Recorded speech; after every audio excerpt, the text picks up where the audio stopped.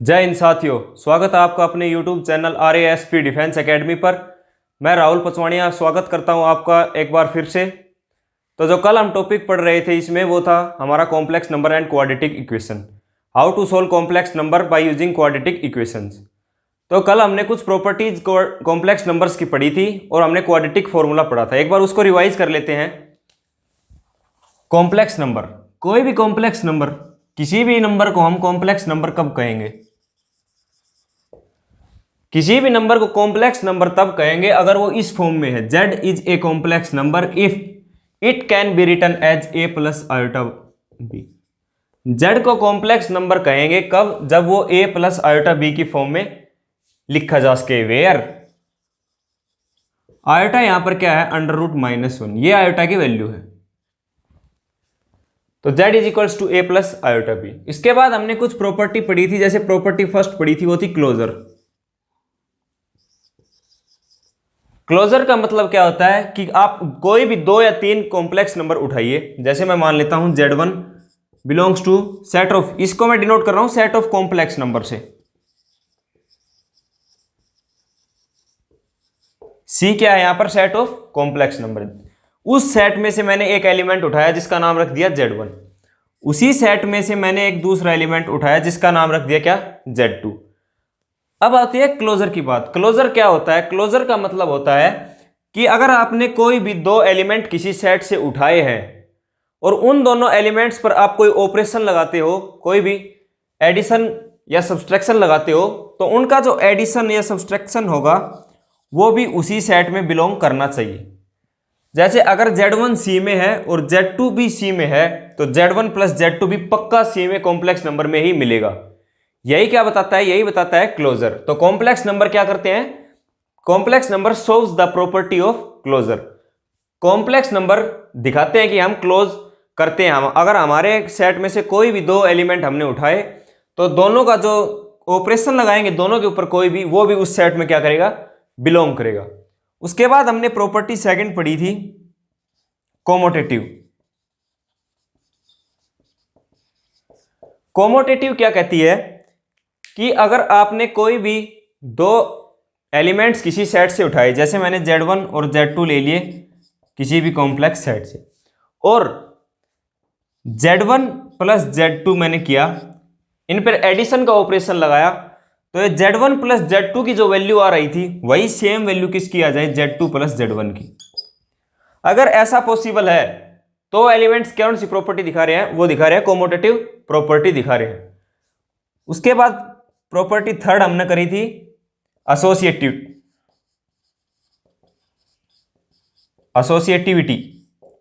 या एसोसिएटिव। इसमें हमने क्या किया था? इसमें क्या था, हमने कोई भी तीन कॉम्प्लेक्स नंबर उठाए थे, कोई भी तीन कॉम्प्लेक्स नंबर लिए और उनके दो के ऊपर, पहले दो के ऊपर ऑपरेशन लगाया एडिशन का और उसमें फिर थर्ड ऐड कर दिया। तो इसका जो रिजल्टेंट आया था, इसकी जो वैल्यू आई थी वो किसके बराबर आई थी? वो आई थी z1 plus z2 plus z3। मतलब अगर जरूरी नहीं है कि आप अगर इन दोनों पे लगाया है तो रिजल्ट में भी वही आपको इन दोनों पे ऑपरेशन लगा हुआ मिले। आप नेक्स्ट दो थ्रो पे वो पहले ऑपरेशन लगा के उन दोनों को क्या कर सकते हैं? ऐड कर सकते हैं। तो ये तीन प्रॉपर्टी हमने कल पढ़ी थी। अब इससे आगे करते हैं हम आज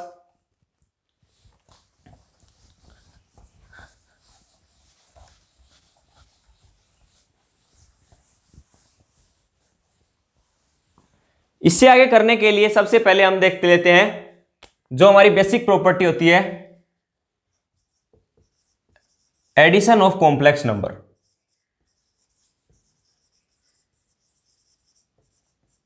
एडिशन ऑफ कॉम्प्लेक्स नंबर, कोई भी दो या तीन चार जितने भी कॉम्प्लेक्स नंबर हो ऐड कैसे होते हैं? एडिशन करने के लिए जैसे मैं z1 को ले लेता हूं a प्लस आयोटा b और z2 को ले लेता हूं c प्लस आयोटा d।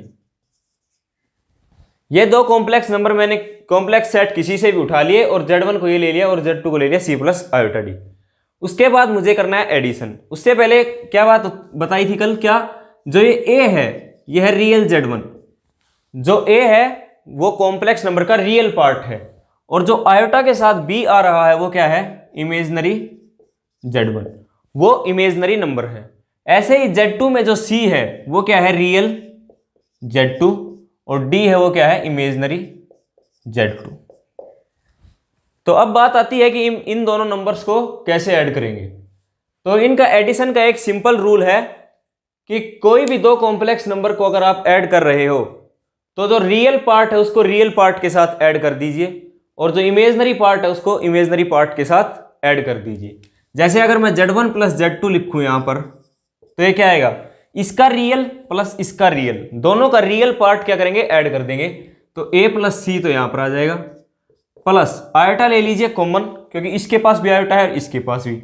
अब इन दोनों के इमेजनरी पार्ट को क्या कर दीजिए, ऐड कर दीजिए। इमेजनरी पार्ट क्या है, B प्लस D। तो ये आ गया आपके पास क्या, addition.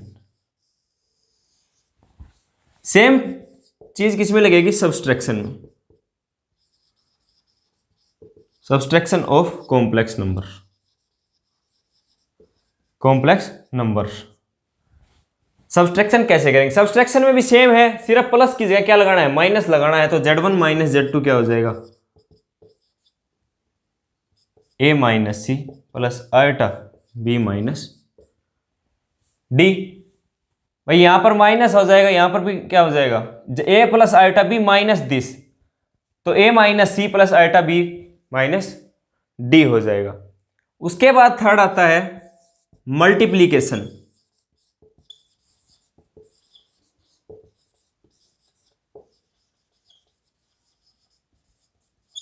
Multiplication of complex number, complex number के मल्टीप्लाई कैसे करें, ये आता है आपके पास थर्ड नंबर पर। जैसे मैं यही ले लेता हूं, Z1 इंटू Z2 करूंगा मैं यहां पर, तो ये क्या होगा, A plus iota B into C plus iota D। अब इनका मल्टीप्लीकेशन करना है तो A को पहले C से मल्टीप्लाई करूंगा, AC plus A iota D।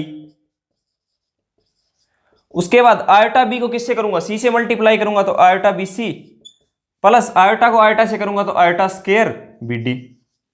अब इसको मैं लिख सकता हूं AC। हमें पता है कि आयोटा स्क्वायर की वैल्यू क्या होती है, -1। आयोटा की वैल्यू अगर अंडर रूट -1 है तो आयोटा स्क्वायर करेंगे यहां पर तो -1 आ जाएगा। इसकी जगह -1 रखेंगे तो यह क्या बन जाएगा, माइनस का BD plus iota common BC plus AD। ये आ जाएगा Z1 इंटू Z2 मल्टीप्लीकेशन। उसके बाद जो आता है, जो मेन आता है वो होता है क्या, डिवीजन।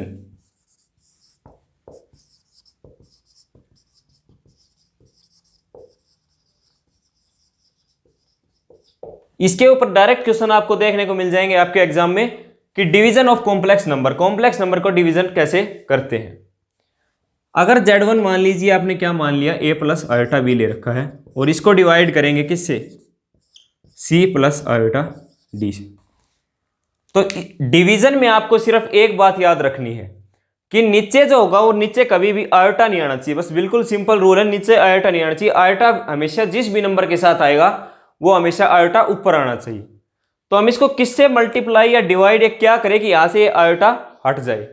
हमें पता है कि अगर हम इसका रेशनलाइज कर देते हैं, अगर हम इसका रेशनलाइज कर देते हैं, जैसे C minus iota D upon C minus iota D कर देंगे तो इस वैल्यू पर कोई फर्क नहीं पड़ेगा।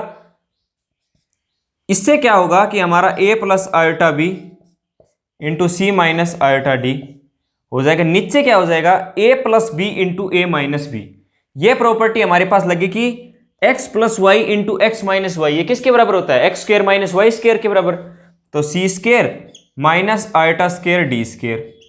और इसको हम क्या लिख सकते हैं, इसको लिख देंगे AC minus AID minus I plus IBC और minus iota square BD upon में C स्क्वायर और आयोटा स्क्वायर की वैल्यू क्या हो जाएगी, -1। -1 को माइनस से मल्टीप्लाई करेंगे तो +1, तो प्लस D स्क्वायर। ऊपर क्या आ जाएगा, AC, यहां पर ये प्लस BD हो जाएगा क्योंकि आयोटा स्क्वायर की वैल्यू क्या है, -1 है, तो -1 करेंगे तो ये plus BD plus iota into में BC माइनस AD बटे में C square plus D square. तो ये आ जाएगा Z1 अपॉन Z2 की वैल्यू आपके पास आ जाएगी। तो इस पर ही आप सिंपल ऑपरेशन कॉम्प्लेक्स नंबर पर ऐसे लगा सकते हैं ये सबसे इंपॉर्टेंट है, डिवीजन ऑफ कॉम्प्लेक्स नंबर। इसका आपको क्या करना है, सिर्फ रेशनलाइज कर देना है उस नंबर को, और उससे आपकी जो वैल्यू आएगी वो नीचे आयोटा नहीं बचेगा, सिर्फ ऊपर आयोटा आएगा, और उसको आप इजीली लिख सकते हैं। उसके बाद कुछ और प्रॉपर्टीज है इसकी कॉम्प्लेक्स नंबर की।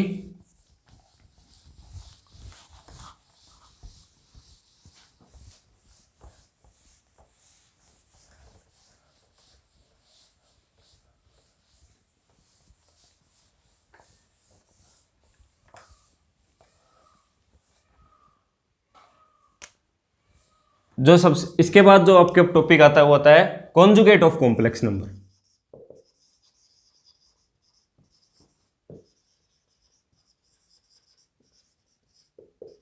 Conjugate of complex number, complex number का कॉन्जुगेट क्या होता है?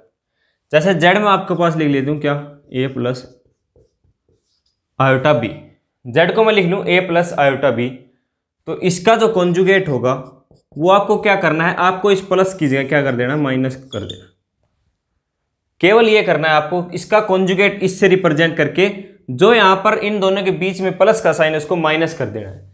जैसे एग्जांपल ले लीजिए आप कोई पहला, z इज इक्वल्स टू, मैं लिख देता हूं 2 + 3 आयोटा, तो z कॉन्जुगेट क्या होगा, ये होगा 2 - 3 आयोटा होगा। कोई सेकंड एग्जांपल ले लीजिए, जैसे z is equals to 2 + iota upon iota. अगर z is equals to 2 + iota upon iota है तो इसका कॉन्जुगेट कैसे निकालेंगे? तो आपको जो डिवाइड, आप देख रहे हो कि ये डिवाइड में है और नीचे आयोटा है, तो नीचे आयोटा इमेजनरी पार्ट बिल्कुल नहीं होना चाहिए आपके पास। उस इमेजनरी पार्ट को आप ऊपर लाओगे तो क्या कर दोगे, 2 + iota into iota upon iota into iota, ऊपर नीचे आयोटा से मल्टीप्लाई कर दिया। क्यों कर दिया वो आपको यहाँ पर देखने पर मिल जाएगा कि ऊपर तो बन गया 2 आयोटा प्लस आयोटा स्क्वायर, और नीचे भी क्या बन गया, आयोटा स्क्वायर। अब आयोटा स्क्वायर की वैल्यू क्या होती है, -1, तो मैं इसकी जगह क्या लिख सकता हूँ, 2 आयोटा -1 अपॉन -1, इसको लिख सकता हूं मैं क्या, 1 - 2 आयोटा। तो ये तो आपके पास किसकी वैल्यू आई है, जेड की वैल्यू आई है, ये तो जेड की वैल्यू है। अब जेड कॉन्जुगेट निकालने के लिए आप क्या करेंगे, 1 + 2 आयोटा कर देंगे। तो इस प्रकार से कॉम्प्लेक्स नंबर का क्या निकाला जाता है, कॉन्जुगेट निकाला जाता है। उसके बाद जो आपके पास आता है प्रॉपर्टी, नेक्स्ट प्रॉपर्टी वो आती है मॉडुलस।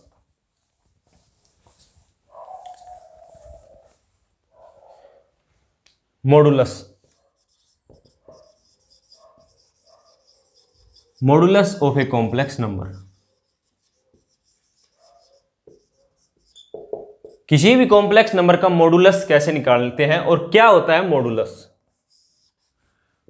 मॉडुलस का जो सिंपल मीनिंग आपको याद रखना है वो क्या रखना है, distance of that complex number from origin. Modulus का मीनिंग क्या होता है, मॉडुलस का मीनिंग वो होता है कि जो कॉम्प्लेक्स नंबर आपने लिया है वो ओरिजिन से कितनी दूर पर बैठा हुआ है। जैसे आप कोई भी z इज इक्वल टू, जैसे a + आयोटा b ले लेते, तो इसका मॉडुलस निकाल रहे हो, इसका मतलब क्या है कि आप इस कॉम्प्लेक्स नंबर की पोजीशन निकाल रहे हो कि ये कहां पर एग्जिस्ट कर रहा है। तो इसकी जो पोजीशन होगी वो किससे निकालेंगे, वो डिस्टेंस से पता चलेगा पोजीशन को, और इसकी जो फॉर्मूला होगा वो होगा a² + b²।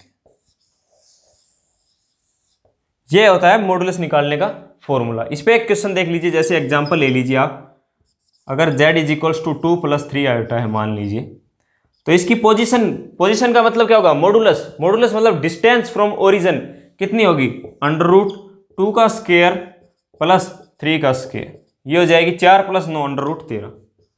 तो मॉडुलस z की वैल्यू आ जाएगी √13। ऐसे ही कोई एक और एग्जांपल ले लीजिए आप, जैसे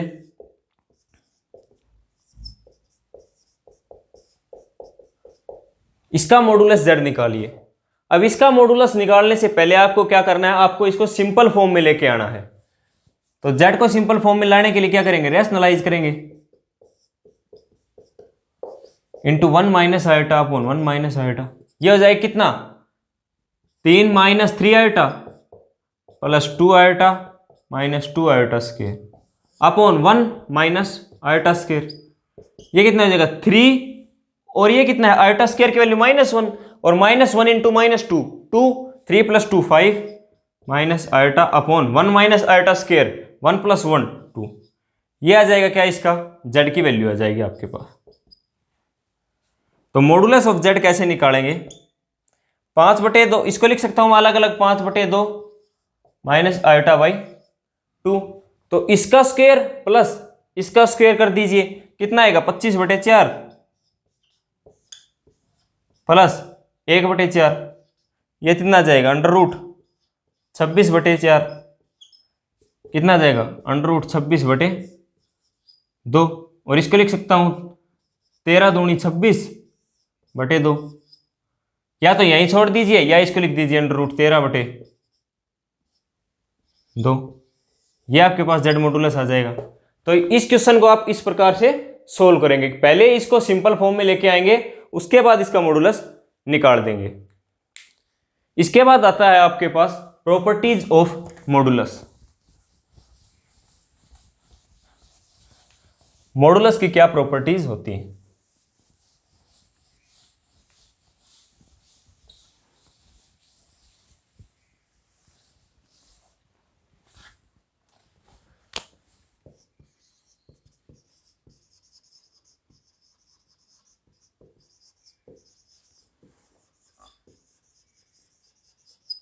प्रॉपर्टीज ऑफ मॉडुलस के, मॉडुलस की प्रॉपर्टीज क्या होती हैं। तो सबसे पहले जो प्रॉपर्टी होती है वो relation between modulus and conjugate of A complex number. पहली प्रॉपर्टी हम पढ़ेंगे वो पढ़ेंगे क्या, कि कॉन्जुगेट जो हमने अभी पढ़ा और जो मॉडुलस पढ़ा है, इन दोनों में क्या रिलेशन होता है। तो रिलेशन होगा, अगर आप कोई भी कॉम्प्लेक्स नंबर लेंगे, उसको उसके कॉन्जुगेट से अगर मल्टीप्लाई करेंगे तो उसकी वैल्यू हमेशा क्या आएगी, उसके मॉडुलस के स्क्वायर के बराबर आएगा। इसको प्रूव करते हैं, देखिए प्रूफ कैसे करेंगे इसका। मान लेते हैं z = a + आयोटा b में, मान लेता हूं कोई भी कॉम्प्लेक्स नंबर है, बिलोंग्स टू c, कोई भी कॉम्प्लेक्स नंबर है, तो z बार कितना आ जाएगा, z कॉन्जुगेट आ जाएगा a माइनस आयोटा b। ये भी कहां से बिलोंग करेगा, कॉम्प्लेक्स नंबर से बिलोंग करेगा, क्योंकि कॉम्प्लेक्स नंबर क्या होते हैं, क्लोजर होते हैं। तो ये अगर इसमें बिलोंग कर रहा है तो ये भी इसमें बिलोंग करेगा। अब मुझे क्या करना है, दोनों की मल्टीप्लाई करनी है।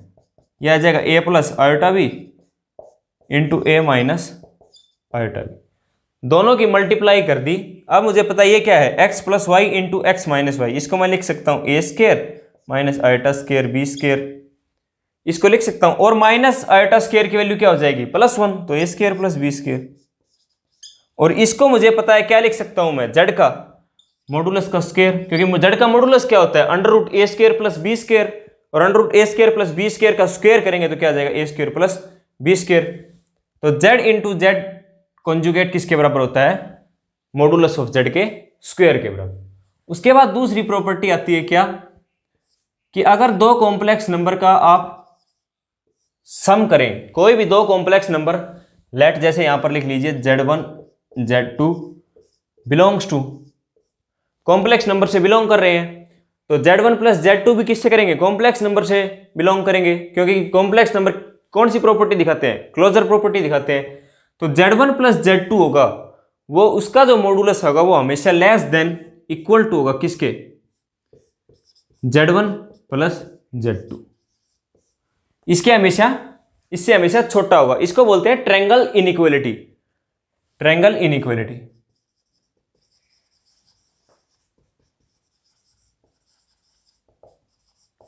ट्रायंगल इनइक्वालिटी, इसका प्रूफ आपसे किसी भी एग्जाम में नहीं पूछेगा, इस पर डायरेक्ट क्वेश्चन पूछ लिया जाएगा।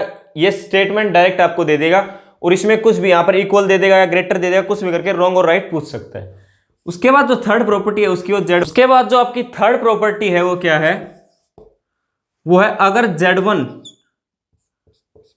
- z2 हो जाए, यहां पर माइनस का साइन आ रहा है, तो ये क्या होगा, ये हमेशा बड़ा होगा z1 - z2 से। इन दोनों के डिफरेंस का अगर आप क्या लेंगे, मॉडुलस लेंगे, तो वो हमेशा बड़ा होगा। इनके मॉडुलस को अलग अलग मॉडुलस करके उनका डिफरेंस निकालना इससे हमेशा बड़ा होगा। उसके बाद फोर्थ प्रॉपर्टी आती है मॉडुलस की, क्या, कि कोई भी z1/z2 अगर आपके पास दो कॉम्प्लेक्स नंबर को आप डिवाइड कर रहे हैं और फिर उसके बाद उसका मॉडुलस ले रहे हैं, तो ये किसके बराबर होगा, ये होगा किसके बराबर, z1 का मॉडुलस अपॉन z2 का मॉडुलस। इनको अलग अलग करके मॉडुलस की फॉर्म में आप लिख देंगे। उसके बाद पांचवी प्रॉपर्टी है आपके पास, अगर सेम वही डिवाइड की जगह मल्टीप्लाई कर देंगे तब भी क्या रहेगा, ये सेम ही रहेगा। तो ये कुछ प्रॉपर्टी थी आपके पास कॉन्जुगेट और मॉडुलस की। इस पर एक दो सवाल देख लेते हैं हम।